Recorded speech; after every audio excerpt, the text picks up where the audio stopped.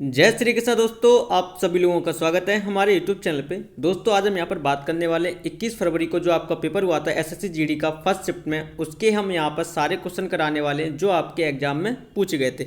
दोस्तों 100% real question है और दोस्तों जिनका आने वाले शिफ्टों में पेपर है वो इन क्वेश्चनों को अच्छे से लगा कर जाएँ। इसमें से बहुत सारे क्वेश्चन आपके अगली शिफ्ट में रिपीट होंगे क्योंकि एसएससी क्वेश्चनों को रिपीट करता है। तो आप लोग अपनी तैयारी चेक कर लो कि क्या जो क्वेश्चन हमारे आज पूछे गए थे वो हमको याद हैं कि नहीं है। दोस्तों उससे पहले अगर आपने हमारे चैनल को सब्सक्राइब नहीं किया तो प्लीज़ चैनल को सब्सक्राइब भी कर लेना, जिससे मैं मोटिवेट रहूं और आपका हर शिफ्ट का आपको सॉल्यूशन देता रहूं। तो प्लीज़ चैनल को सब्सक्राइब किए ना बिल्कुल मत जाना, मैं आपको यहाँ पर रियल क्वेश्चन लाकर देता हूँ। ओके, तो पहले क्वेश्चन की तरफ बढ़ते हैं। तो हमारा जो फर्स्ट क्वेश्चन था, फर्स्ट क्वेश्चन क्या पूछा गया था, उस्ताद बिस्मिल्लाह खां कौन सा संगीत वाद्य यंत्र बजाते थे। तो आपको जो इस चार ऑप्शन मिले थे, बांसुरी, तबला, शहनाई और सरोद। तो इसका राइट आंसर क्या होगा दोस्तों, शहनाई। ठीक है, इसका राइट आंसर क्या है, शहनाई। थोड़ा दोस्तों इसका एक्सप्लेन भी पढ़ लो, अगली शिफ्ट में आपका यहीं से जो रिपीट हो सकता है क्वेश्चन यहीं से हो जाएगा। जैसे मैं आपको बताऊं, उस्ताद बिस्मिल्लाह खान एक भारतीय वादक थे जिन्हें शहनाई को लोकप्रिय बनाने के लिए एक श्रेय दिया गया था। शहनाई एक संगीत वाद्य यंत्र है जो ओबो के समान है। उन्हें 2001 में सबसे उच्च सिविलियन पुरस्कार भारत रत्न से सम्मानित किया गया था। इस प्रकार एमएस सुब्बलक्ष्मी और रविशंकर के बाद इस पदवी से सम्मानित होने वाले वे तीसरे शास्त्रीय संगीतकार बने। अगली शिफ्ट में आपसे पूछा जा सकता है मतलब शास्त्रीय कौन से थे। ठीक है, तो आपको याद रखना तीसरे। ओके, अगले क्वेश्चन की अगर हम यहाँ पर बात करें, जनगणना 2011 के अनुसार भारत में महिला साक्षरता में सर्वाधिक पिछड़ा राज्य कौन सा है। ठीक है, तो इसका जो राइट आंसर होगा बिहार। ठीक है, मैं आपको थोड़ा इसका एक्सप्लेन पढ़ देता हूँ। इसमें पूछा गया है महिला साक्षरता में सबसे पिछड़ा राज्य कौन सा है। ठीक है, तो आंध्र प्रदेश में समग्र साक्षरता दर सबसे कम है। ठीक है, समग्र। ठीक है, राजस्थान में पुरुष, ठीक है, राजस्थान में कौन सी पुरुष साक्षरता दर सबसे कम है, जबकि बिहार में महिला साक्षरता दर सबसे कम है। तो आपका जो अगले शिफ्ट में पूछा जा सकता है कि सबसे ज़्यादा पुरुष साक्षरता दर कहाँ पर है, तो आपको याद रखें राजस्थान। आपको ये भी पूछा जा सकता है समग्र साक्षरता दर कहाँ पर है, तो आंध्र प्रदेश में। तो ये आपको याद रखना है। अभी पूछा गया महिला का। ठीक है, तो महिला का है बिहार, इसका राइट आंसर होगा बिहार। ओके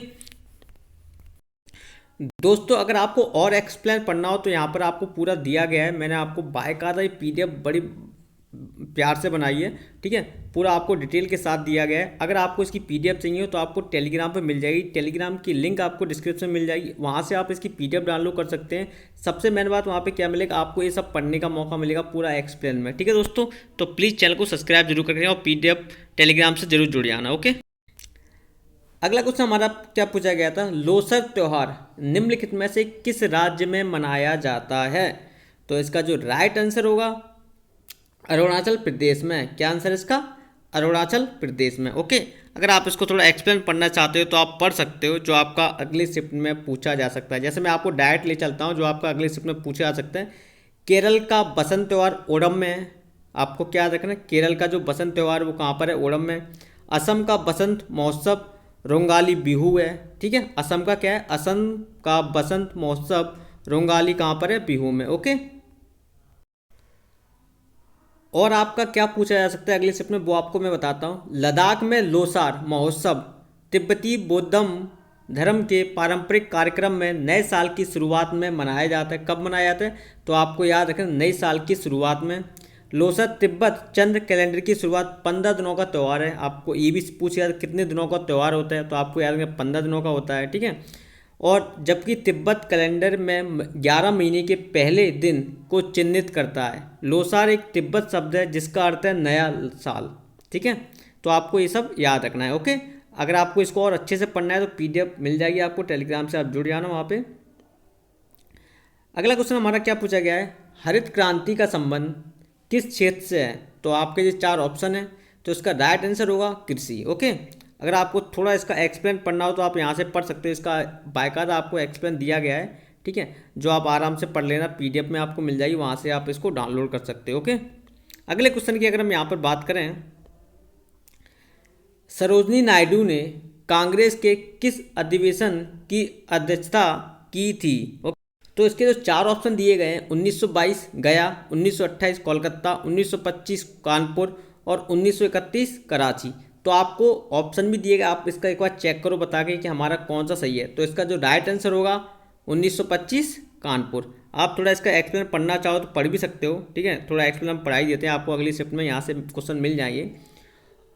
और भारतीय राष्ट्रीय कांग्रेस की पहली भारतीय महिला अध्यक्ष थी, ठीक है, सरोजिनी नायडू। आप देख सकते हो यहाँ से आपको एक क्वेश्चन मिल जाएगा।